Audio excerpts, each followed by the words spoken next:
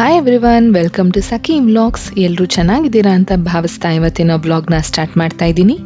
ಹಿಂದಿನ ವಿಡಿಯೋದಲ್ಲಿ ನಾನು ಮನೆಯಲ್ಲಿನೇ ಬೆಣ್ಣೆ ಹೇಗೆ ಮಾಡೋದು ಅನ್ನೋದನ್ನ ತೋರಿಸ್ಕೊಟ್ಟಿದ್ದೆ.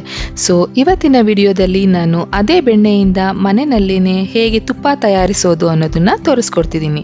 ಈ ವಿಡಿಯೋನ ಎಲ್ಲೂ ಸಹ ಸ್ಕಿಪ್ ಮಾಡದೆ ಪೂರ್ತಿಯಾಗಿ ನೋಡಿ, ಹಾಗೆ ಸಖಿ ವ್ಲಾಗ್ಸ್ನ ಸಬ್ಸ್ಕ್ರೈಬ್ ಮಾಡಿ. ಮೊದಲಿಗೆ ನಾನು ತುಪ್ಪ ತಯಾರಿಸೋದಕ್ಕೆ ಏನೇನು ಪದಾರ್ಥ ಬೇಕು ಅನ್ನೋದನ್ನ ತೋರಿಸ್ಕೊಡ್ತೀನಿ. 1 ಕಡ್ಡಿ ಕರಿಬೇವು, ಸ್ವಲ್ಪ ಚಿಟಿಕೆಯಷ್ಟು ಅರಿಶಿನ ಪುಡಿ, ಹಾಗೆ ಒಂದು 4 ಹರಳಷ್ಟು ಕಲ್ಲುಪ್ಪನ್ನ ತಗೊಂಡಿದ್ದೀನಿ, 2 ಲವಂಗ, 1 ಏಲಕ್ಕಿ, 1 ವಿಳಿಯದೆಲೆ, ಹಾಗೆ ಒಂದು 4ರಿಂದ 5 ಎಸಳು ಬೆಳ್ಳುಳ್ಳಿ, ಹಾಗೆ ಹುರಿದು ಕುಟ್ಟಿ ಪುಡಿ ಮಾಡಿರುವಂತಹ ಮೆಂತ್ಯ ಪುಡಿ. ಒಂದು ಪಾತ್ರೆನಲ್ಲಿ ನಾನು ಬೆಣ್ಣೆನ ಕಾಯಿಸೋದಕ್ಕೆ ಇಟ್ಟಿದ್ದೀನಿ. ಬೆಣ್ಣೆ ಎಷ್ಟಿರುತ್ತೋ ಅದ್ರ 2ರಷ್ಟು ಸೈಜ್ ದೊಡ್ಡದಿರುವಂತಹ ಪಾತ್ರೆನ ತಗೊಳ್ಳಿ, ಇಲ್ಲಾಂದ್ರೆ ಬೆಣ್ಣೆ ಉಕ್ಕಿ ಬಂದ್ಬಿಡುತ್ತೆ. ಬೆಣ್ಣೆ ಕಾಯಿಸುವಾಗ ಆದಷ್ಟು ಮೀಡಿಯಂ ಫ್ಲೇಮ್ನಲ್ಲೇ ಇಟ್ಕೊಂಡು ಕಾಯಿಸ್ಕೋಬೇಕಾಗತ್ತೆ. ಈಗ ಬೆಣ್ಣೆ ಪೂರ್ತಿಯಾಗಿ ಕರಗಿದೆ. ಈ ರೀತಿ ಒಂದು ಕುದಿ ಬರ್ತಿದ್ದ ಹಾಗೆ ನಾನು ಆಗ್ಲೇ ತೋರಿಸಿದಂತಹ ಪದಾರ್ಥಗಳನ್ನ ಸೇರಿಸ್ಕೊತಾ ಇದ್ದೀನಿ.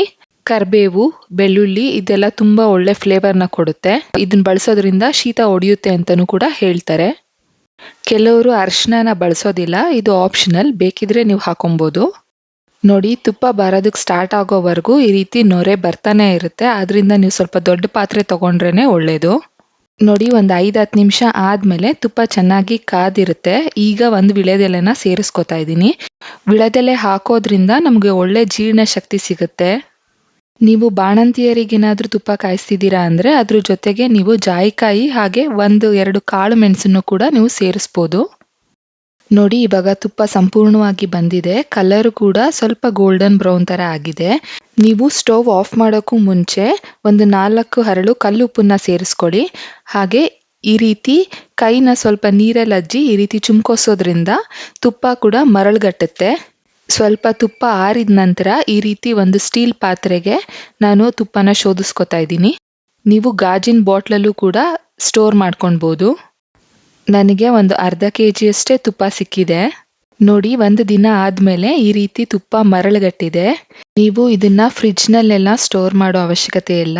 ನಾರ್ಮಲ್ ರೂಮ್ ಟೆಂಪರೇಚರ್ ನಲ್ಲೇನೆ ಸ್ಟೋರ್ ಮಾಡ್ಕೊಳ್ಬಹುದು. ಒಂದು ಸ್ಟೀಲ್ ಪಾತ್ರೆ ಅಥವಾ ಒಂದು ಗಾಜಿನ ಬಾಟಲಿನಲ್ಲಿ ಹಾಕೊಂಡು ಸ್ಟೋರ್ ಮಾಡಿ ಇಟ್ಕೊಳ್ಬಹುದು. ನೀವು ಕೂಡ ಮನೆಯಲ್ಲಿನೇ ಈ ರೀತಿ ಹೆಲ್ದಿ ಆಗಿರುವಂತಹ ತುಪ್ಪನ ತಯಾರಿಸ್ಕೊಳ್ಬಹುದು. ಇವತ್ತಿನ ಈ ವಿಡಿಯೋ ನಿಮಗೆ ಇಷ್ಟ ಆಗಿದ್ದರೆ ಪ್ಲೀಸ್ ಒಂದು ಲೈಕ್ ಮಾಡಿ, ಹಾಗೆ ನಿಮ್ಮ ಫ್ರೆಂಡ್ಸ್ಗೂ ಕೂಡ ಶೇರ್ ಮಾಡಿ. ಇನ್ನೂ ನನ್ನ ಚಾನೆಲ್ನ ಸಬ್ಸ್ಕ್ರೈಬ್ ಮಾಡಿಲ್ಲ ಅಂದರೆ ಈಗಲೇ ಸಬ್ಸ್ಕ್ರೈಬ್ ಮಾಡಿ. ಮತ್ತೆ ಹೊಸ ರೆಸಿಪೀಸ್ಗಳೊಂದಿಗೆ ಸಿಗ್ತೀನಿ.